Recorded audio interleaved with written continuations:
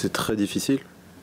Que tu le prennes contre Paris, on va dire c'est un peu logique, mais quand une équipe est largement à ta portée, de faire un tel match après, c'est très difficile.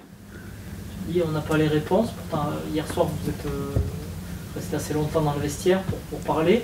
Il est rien ressorti de cette conversation, enfin, de cette discussion? Si, on peut toujours se dire les choses, mais après, vous savez, individuellement, déjà, on doit faire donner le maximum. Et après, notre jeu, notre qualité individuelle, on doit la mettre au service du collectif. Et c'est le collectif qui fait que si on peut faire des bons résultats ou pas, parce qu'on peut rien faire tout seul. Et même si on parle entre nous en disant que voilà, il faut faire telle ou telle chose, si on n'a pas d'implication individuelle et collective, on pourra avoir des déroutes similaires par la suite. On a eu l'impression de voir un peu le même match que contre Lyon l'année dernière, c'est-à-dire que vous êtes mené, vous êtes à 10 et vous partez à l'abordage encore et derrière ça s'accumule. Il n'y a pas eu un moment où personne n'a dit on ferme. Oui, c'est pour ça que je vous dis ça, c'est que peut-être il y en a qui veulent toujours bien faire, c'est-à-dire jouer, mais à un moment il y a la réalité du moment qui, voilà, il faut fermer pour en prendre moins et c'est de la réflexion qui nous a manqué hier, surtout sur les 20-25 dernières minutes. Après voilà, c'est difficile parce que y a la fatigue, il y a l'énervement, donc c'est là que le mental doit être important parce qu'il faut faire le choix juste, et le choix tactique c'était peut-être plus de fermer vers la fin du match. Et du coup le match d'après, on se dit qu'il faut laver l'affront. Enfin, comment tu imagines ça toi?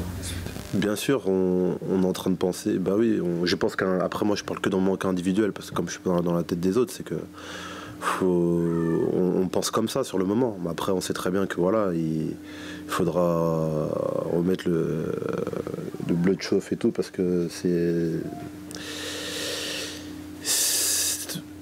même une équipe comme Nice qui est largement à ta portée, faut être tactiquement, faut être bon. Faut être bon tactiquement, on peut pas perdre un match quand on a une maîtrise aussi forte en début de match et inexplicablement de le perdre comme ça parce que contre Lyon qui est un adversaire encore plus redoutable, ben ça peut être encore pire si on n'a pas voilà, cette rigueur, cette volonté, parce que c'est ce qui nous a manqué. On était plutôt une équipe que ce soit Lille, Saint-Étienne, qui sont des équipes solides de Ligue 1, on faisait plutôt des bons matchs. Et on méritait mieux sur certains matchs. Et quand on a des équipes qui sont à notre portée et qu'on ne fait pas la différence, c'est un gros problème parce que quand on vise les premières places, ben c'est surtout sur ces équipes-là qu'on doit prendre des points. Et on voit qu'on a du mal. Toulouse, on a eu du mal. Nice, on a pris une claque. Ça fait déjà beaucoup, surtout que voilà, on sait qu'on a l'accumulation avec la Coupe d'Europe, que la fatigue pèse et si tu commences à être décroché au niveau du classement, ça fait beaucoup. Non, l'usure, c'est vrai que quand tu perds, t'es usé plus vite. Et quand tu gagnes, ça te redonne encore 2 fois plus de punch et tout. Mais c'est surtout les résultats qui sont pas en notre faveur qui font que ça fait mal à la tête. Un joueur pense un truc dans sa tête, l'autre c'est différent des fois, hein, le ressenti. Mais c'est vrai que sur le moment, pour éviter voilà, un tel écart, il fallait peut-être qu'on réduise, qu'on commence à jouer plus bas, qu'on minimise tout ça, et on l'a manqué. Après, je pense que c'est au cadre de faire ça, dont moi un des premiers à faire ça. On te sent sonné quand même. Comme tu vois, on fait des points de presse ensemble. Là, on sent aujourd'hui comme si tu n'arrivais pas vraiment à y croire encore, cette contre-performance. Bien sûr, mais je pense que la plupart des personnes qui ont vu le match, au bout de 30-35 minutes, ils se disent c'est impossible, ils ont perdu 6-1. S'ils ne regardent pas le reste du match. Et quand on prend une telle baffe et qu'on n'a pas toutes les réponses, c'est difficile. Quand tu as les réponses, tu sais quoi corriger. Alors que là, c'est un peu spécial. Quelles conséquences ça va avoir sur le groupe, cet échec? L'échec contre Lyon avait provoqué peut-être des changements au niveau du staff, de la gestion. Est-ce que là, tu sens qu'il va se passer la même chose? Vous êtes reparti dans du dur? Ça peut être ça aussi.